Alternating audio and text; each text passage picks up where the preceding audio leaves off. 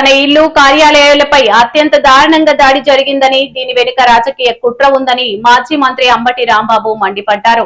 CM Chandrababu, Nara Lokesh, Pemmasani వంటి నేతల ఆదేశాల మేరకు ఈ దాడి జరిగిందని విమర్శించారు. లోకేష్ ఉన్నాడు, పెమ్మసాని చంద్రశేఖర్ ఉన్నాడు, ఆయన పైన చంద్రబాబు నాయుడు గారు ఉన్నారు.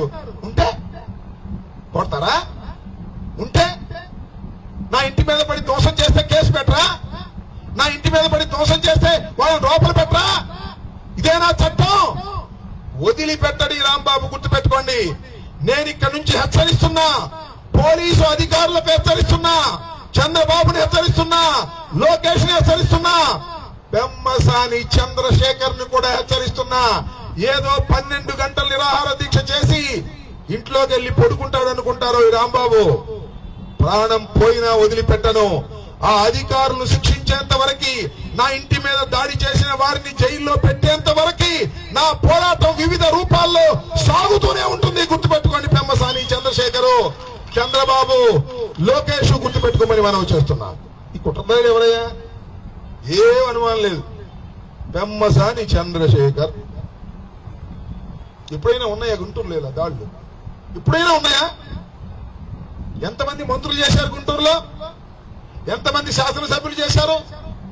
ఎప్పుడైనా ఏదో ఘర్షణ ఉంటే ఆ ఎన్నికల సమయంలోనో ఆ బూతుల దగ్గర అట్టా ఇట్టా నెట్టుకోవడం తప్ప ఇళ్ల మీద పడి దాడులు చేసే సంస్కృతి ఈ గుంటూరులో తీసుకొచ్చింది పెమ్మసాని చంద్రశేఖర్.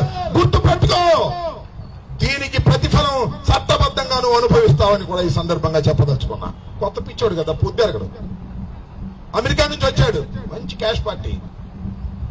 ఒక్కసారి పార్లమెంట్ సభ్యుడు అయిపోయాడు, ఆ తర్వాత కేంద్ర మంత్రి అయిపోయాడు. రోజు పండగ అనుకుంటున్నావా? పండగ 2 రోజులు కూడా వస్తాయి. ఎప్పుడు శాశ్వతం కాదు. పెమ్మసాని చంద్రశేఖర్ గారు అయితే పెమ్మసాని చంద్రశేఖర్ ఒకటి తెలుసు, ఇక్కడిక్కడ ఎన్ని తగాదాలు పెట్టినా మన పొరపాటును ఓడిపోతే స్పెషల్ విమానంలో వెళ్ళిపోతాడు అమెరికాకి. ఇక్కడ మనం కొట్టుకుపోవాల్సింది. గుర్తుపెట్టుకోండి, తెలుగుదేశం వాళ్ళకి కూడా చెప్తున్నా.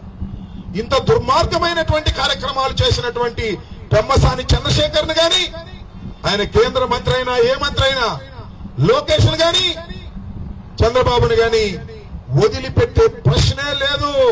రోజులు ఎప్పుడు ఇలాగే ఉంటాయని అనుకోకండి.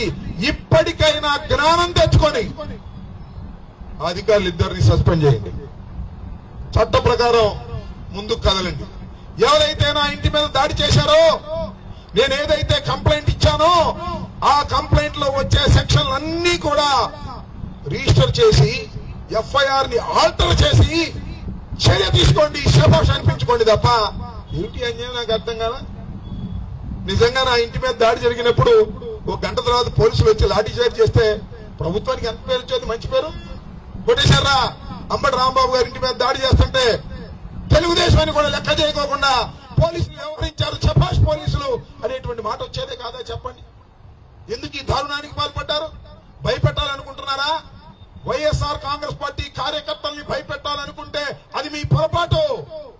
అందులోనూ అంబటి రాంబాబును భయపెట్టాలనుకుంటే మరింత పొరపాటు అని మనం చేస్తున్నా. దీనికి ధైర్యంగా ఎదుర్కొనేటటువంటి శక్తి మాకు రాజశేఖర రెడ్డి గారి దగ్గర నుంచి వచ్చింది, ఇప్పుడు జగన్మోహన్ రెడ్డి గారి దగ్గర నుంచి వచ్చింది.